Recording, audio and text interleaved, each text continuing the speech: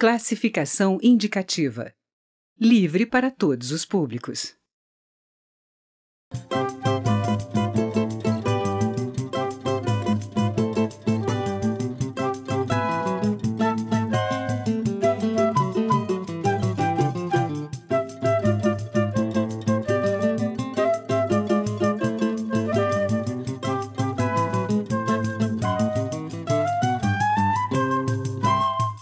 Entrando no ar, mais uma edição do Casa das Palavras, o programa de livros da TV Câmara. Hoje estamos aqui no estádio Mané Garrincha, que foi construído para a Copa do Mundo de 2014 e agora está recebendo a terceira edição da Bienal do Livro e da Leitura de Brasília.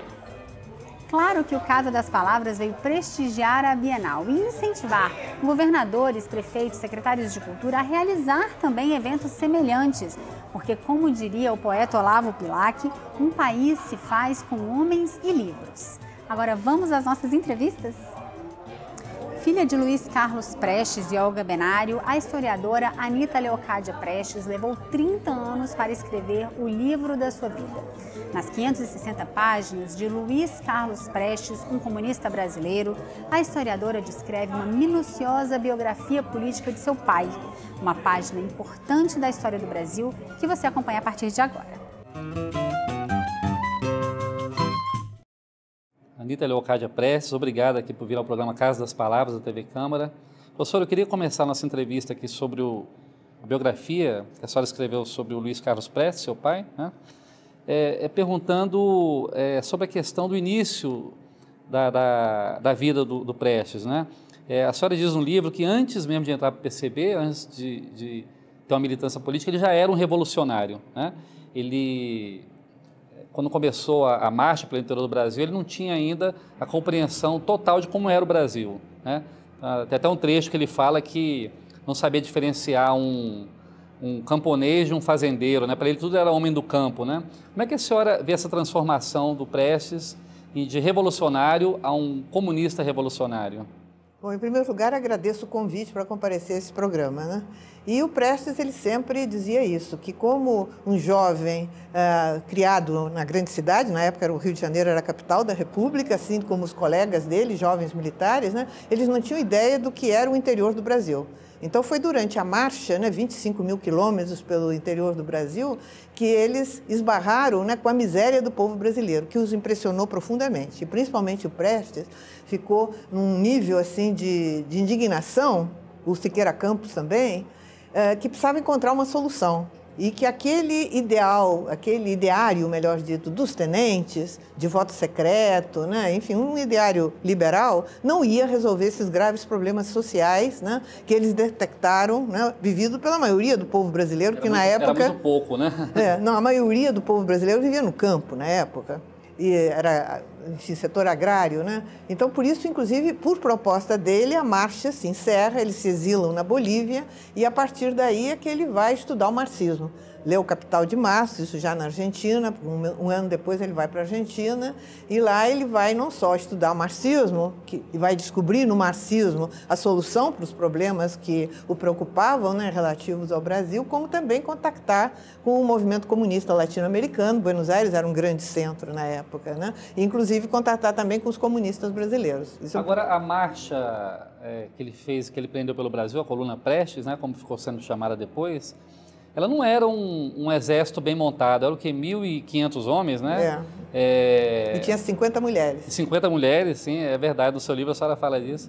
Com poucos equipamentos, sem grandes recursos, né? Como é que eles conseguiram, professora Anita, durante 2 anos e pouco, driblar aí as forças federais e conseguir empreender uma marcha tão longa? O senhor empregou bem a palavra, driblar, quer dizer, era a chamada estratégia da guerra de movimento, que foi, assim, criada, né, pelo Prestes e, em especial, pelo outro colega dele, o Tenente Portela, ainda lá no Rio Grande do Sul, diante das dificuldades concretas, né, porque eles foram cercados, eu mostro isso aí no livro, né, ali no lugarejo, uma cidadelazinha pequenininha de São Luís Gonzaga, foram cercados, né, 1.500 homens e mulheres, né, por 14 mil soldados, né, bem municiados, e eles não tinham, eles tinham um fusível Mauser para cada 2, né, soldados. Enfim, ali resistir, se enfrentar, era morte certa, né? Fracasso certo. Então, aí que surge, né? E eu mostro os detalhes aí no livro, né? De como surge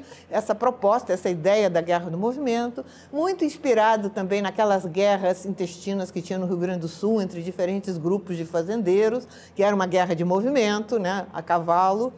Então, eles têm, é muito importante esses pequenos grupos, né, chamadas potriadas, que vem da palavra potro, no Rio Grande do Sul, né, esses pequenos grupos de soldados que se afastavam do grosso da coluna e traziam não só cavalos, alimentos, enfim, o que precisavam, mas traziam informações sobre a geografia para traçar os mapas. O comando da coluna traçava os mapas baseados nessas informações. E também informação sobre o movimento do inimigo. Então, enquanto as tropas governistas se pautavam na chamada guerra de posição, que a oficialidade brasileira tinha aprendido com uma missão militar francesa, que chegou aqui em 1919, 1920, a coluna inventou. Era uma guerra, né, de guerrilhas que o exército brasileiro não estava preparado para enfrentar. Então, isso aí era um descompasso muito grande, né? Com a realidade da época. Com a realidade da época. Isso levou, então, a que eles conseguissem sempre driblar as forças inimigas, não sofrer nenhuma derrota. Houve 53 combates, né, em que a coluna sempre saiu vitoriosa, né, e conseguiu emigrar invicta, como ficou conhecida na época, também para a Bolívia. Queria voltar um pouquinho. Coisa que me impressionou no seu livro foi a descrição que você fez, assim, de como é que a capacidade que o Prestes tinha de organizar grupos, né? Ele chegava num lugar onde tinha, assim, sei lá, 100, 200 soldados maltrapilhos, né? E transformava aquilo numa coluna, né? Digamos, a espinha dorsal da coluna foi o chamado 1º Batalhão Ferroviário de Santo Ângelo, onde o Prestes e o Portela, que era muito ligado a ele, esses 2 oficiais, né? O Prestes era capitão, Portela era tenente, serviram nesse 1º Batalhão Ferroviário. E eles fizeram, principalmente o Prestes, um trabalho de educação desses soldados. Então, não só providenciaram, tomaram medidas para que o dinheiro recebido do governo, chamado etapa, que era para assegurar, né, a alimentação dos soldados, fosse realmente usada para o seu objetivo, porque antes disso roubavam, né? Roubavam, tinha muito desvio, né? A corrupção comia solta. Então, o Prestes organizou o dia desses soldados. Ele cria 3 escolas, uma de alfabetização, uma de ensino primário e outra de ensino médio. E ele mesmo é professor nessa escola. Então, ele não só eleva o nível cultural desse rapaziada jovem, né, que eram esses soldados, como faz com que eles sejam conquistados para a Revolução. Então, na hora que estoura o levante no Rio Grande do Sul, esse 1º Batalhão Ferroviário todo se levanta, apoia, participa e depois vai ser uma espécie de espinha dorsal em torno da qual vai se organizar toda a coluna. Vamos falar agora sobre um momento mais dramático, né, que foi a da prisão dos seus pais, né, e a da extradição da Olga Benário Prestes, que é sua mãe, né, e entregue nas mãos dos nazistas, né? Foi um golpe muito sério para ele. Ele sempre dizia que a extradição dela, porque ela não tinha nenhuma participação política aqui no Brasil, ela simplesmente cuidava da segurança dele. Ela não cometeu nenhum crime, né, no Brasil? Não havia, inclusive, nenhuma denúncia concreta contra ela. Ela foi extraditada, assim, na calada da noite, não existe nem decreto de extradição. Foi uma extradição, assim, clandestina, e o Prestes sempre dizia que isso foi a forma que Vargas encontrou de torturá-lo. Porque ele já tinha muito prestígio mundial na época, o Cavaleiro da Esperança, era conhecido muito na Europa. Então, se ele fosse ser torturado, como muitos outros foram na época, né, naqueles anos de 35, 36, isso ia ter uma repercussão muito negativa para o governo brasileiro. E a forma, então, de castigá-lo, de torturá-lo, foi a extradição, né, da minha mãe para a Alemanha nazista.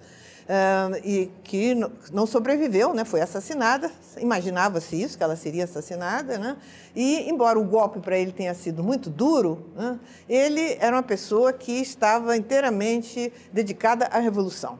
Então, ele sai da prisão, né, em 1945, com a anistia. Né, ele só soube da morte dela depois que saiu da prisão, né? Depois que saiu da prisão é que se obteve informações, né, porque a Alemanha nazista era algo muito fechado, em que não transpiravam as informações.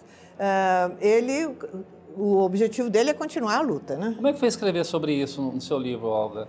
Olha, eu já conheço tanto essa história, entende? Eu me criei ouvindo essa história, que embora sempre seja emocionante, é uma história emocionante, né? Eu consigo trabalhar bem com essa história. Está resolvida, né, com relação a isso.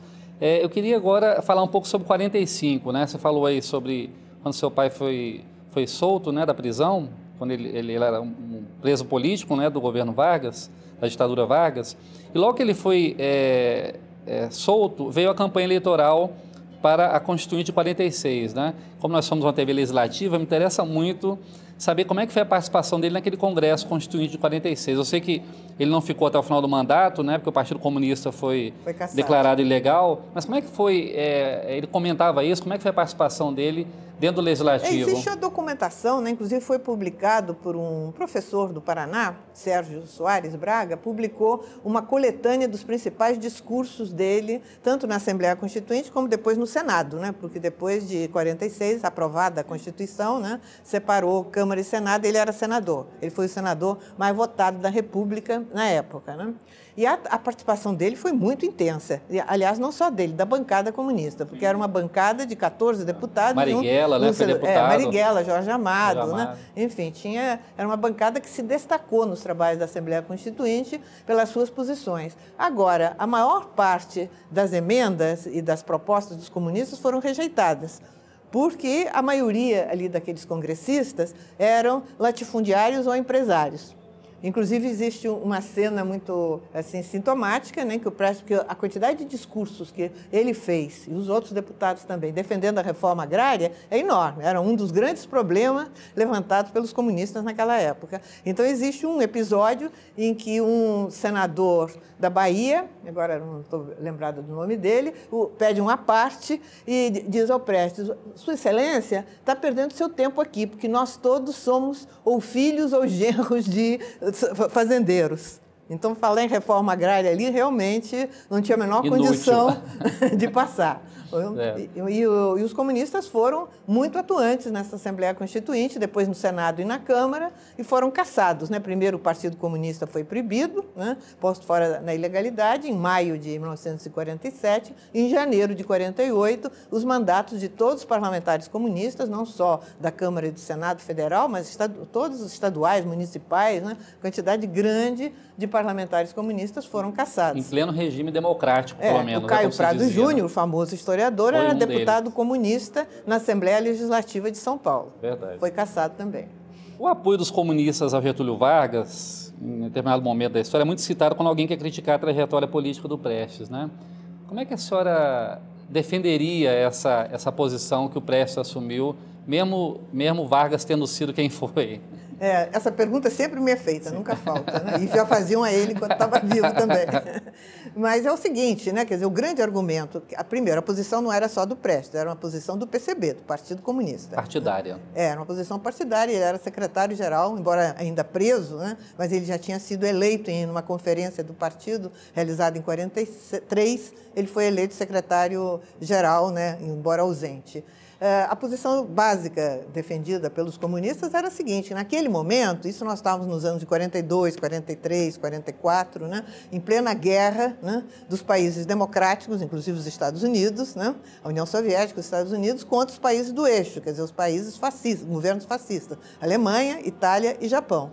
E naquele momento, né, não havia nada mais importante, o Prestes sempre repetia isso, do que derrotar o nazifascismo. Se o nazismo não tivesse sido derrotado, como foi em 45, né, a história da humanidade teria sido outra. Então, derrotado com a participação fundamental dos comunistas, né? E da União Soviética, sim, principalmente derrotado pelo exército soviético. Né? Então, o Prestes e os comunistas brasileiros consideravam que não havia nada mais importante do que unir todas as forças, não interessa quem seja, que esteja disposto a ajudar a derrotar, né, o fascismo, o nazismo, estamos com eles. Na medida que Getúlio, que era um político muito hábil, inteligente, né, pressionado também, inclusive aqui pelo povo brasileiro, que grandes manifestações se realizaram naqueles anos todos, pressionando para que o Brasil rompesse relações com os países do eixo, né, e entrasse na guerra ao lado dos Estados Unidos e das nações democráticas e da União Soviética. E o Getúlio vai tomando essas posições.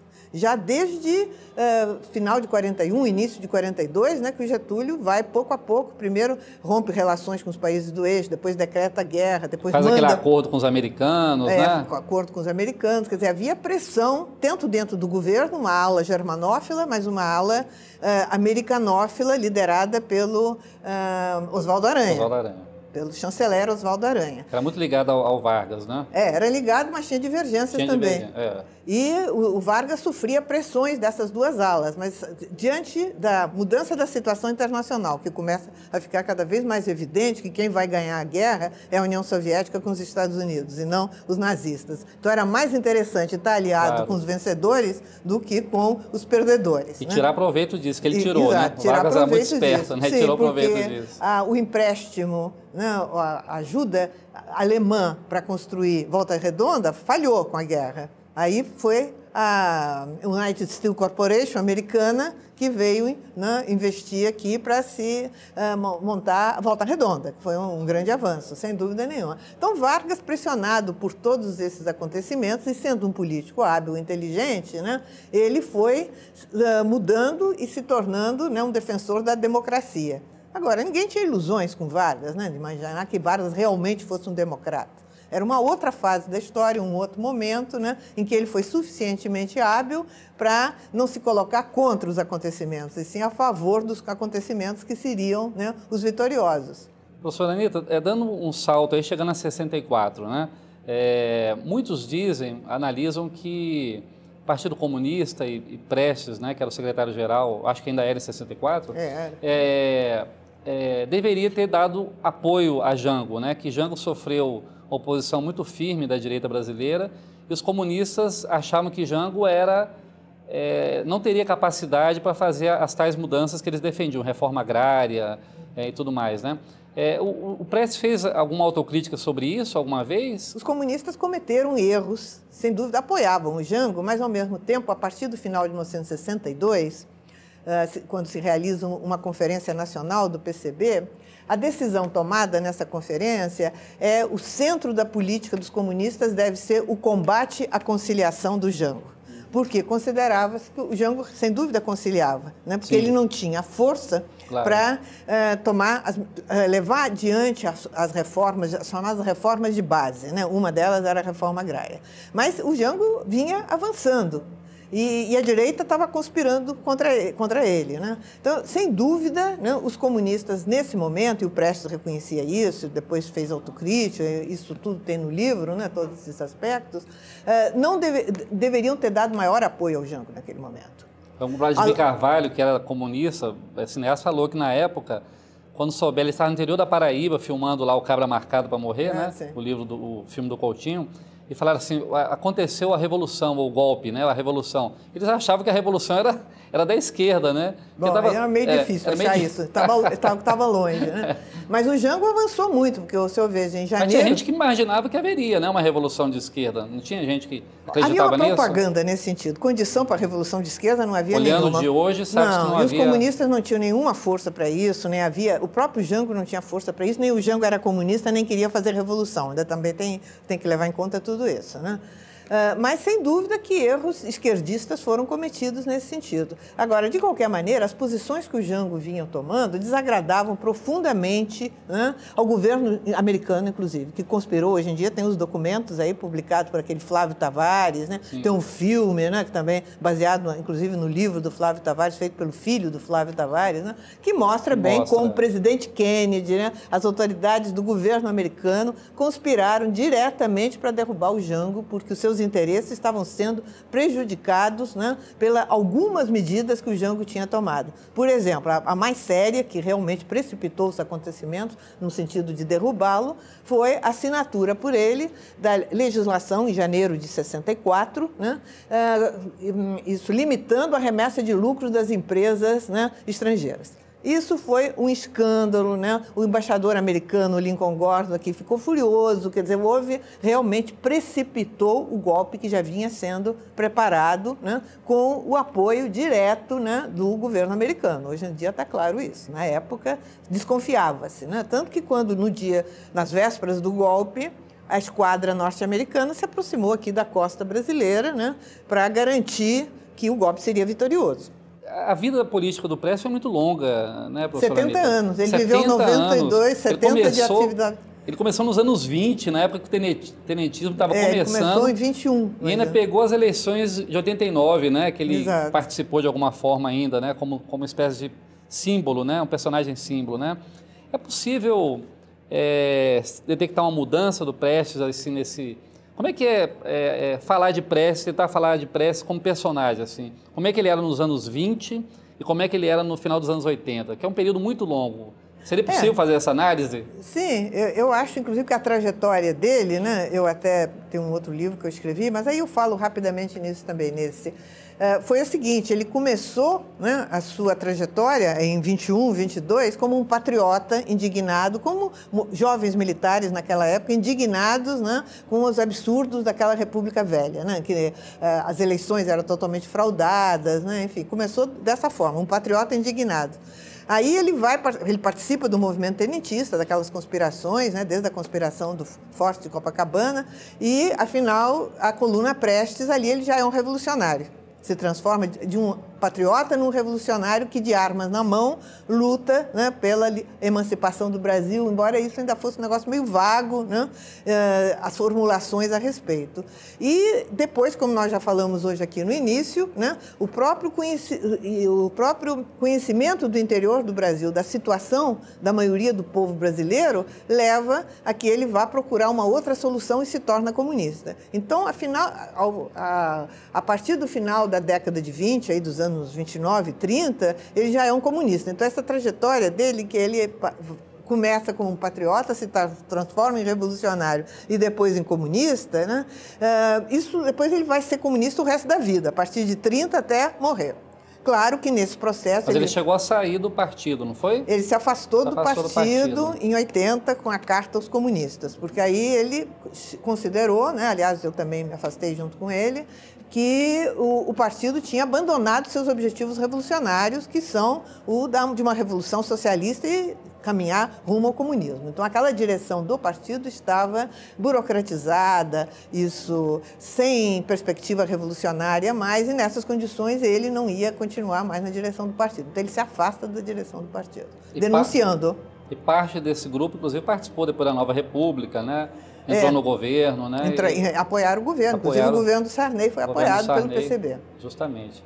Queria que você falasse um pouco agora sobre essa visão crítica que o Prestes tinha, daquela conciliação que teve no final do período de redemocratização. Enquanto estava todo mundo exaltando a Nova República, né? O Congresso Constituinte que estava iniciando ali, eu lembro que ele deu uma entrevista em 86, que um repórter pergunta para ele sobre a Nova República, fala, que Nova República, né?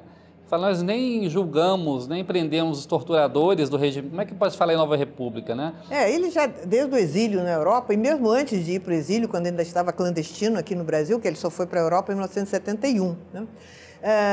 Ele defendia a posição de que os comunistas não podiam se dissolver no partido de oposição, que na época era o MDB.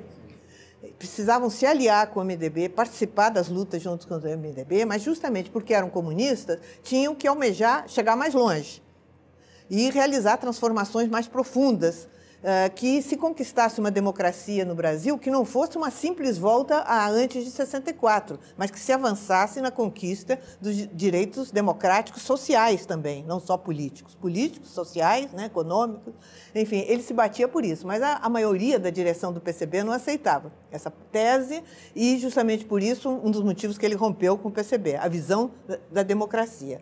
E não se teve forças, portanto, para realmente realizar essa transição para a democracia, como se diz, né, de uma forma mais radical. Foi na base da conciliação. Como aliás, os argentinos fizeram, né? Os argentinos também julgaram os militares. Né? No Argentina é tal coisa, havia um sentimento muito mais forte de repúdio, né, à repressão, porque lá foram 30 mil assassinados, segundo diz. Aqui no Brasil foi mais seletivo, né? A repressão foi mais seletiva, mas foi violenta mais também. Mais inteligente, né? Mais seletiva e mais violenta, e violenta muito também, violenta. Então, o Prestes criticava muito essa questão do tipo de transição que houve, né, a chamada redemocratização, que foi uma redemocratização liderada por quê? Pelos liberais do MDB, Ulisses Guimarães, Tancredo Neves, com toda uma conciliação, como aliás é a tradição no Brasil, né, que as mudanças são feitas na base da conciliação. Assim foi a independência, assim foi a abolição, assim foi a república, sempre uma conciliação entre as elites. E, mais uma vez, isso acontece. Então, a lei da anistia é típica nesse sentido, né, em que se deu anistia aos torturadores. Agora, tantos anos depois, né, quase 30 anos depois, 25 anos depois, com a comissão da anistia, né, avançou-se um tanto quanto de se mostrar o absurdo disso, né, os torturadores aí soltos, né, falando tranquilamente na televisão, dando depoimentos, se gabando... Escrevendo livros, né? Se gabando dos horrores que cometeram, né, e impunes. Iam à televisão ou iam à própria comissão, essa comissão da anistia, como é que chama? Da verdade, né? Da verdade, né? Prestavam depoimento, depois iam tranquilamente para casa. Da entrevista. Da entrevista, inclusive na televisão. Então, isso mostra, né, que no Brasil, realmente, a conciliação entre as elites foi muito grande, a conciliação, inclusive, com os torturadores. E, hoje em dia, já está a comissão da anistia e essa comissão da...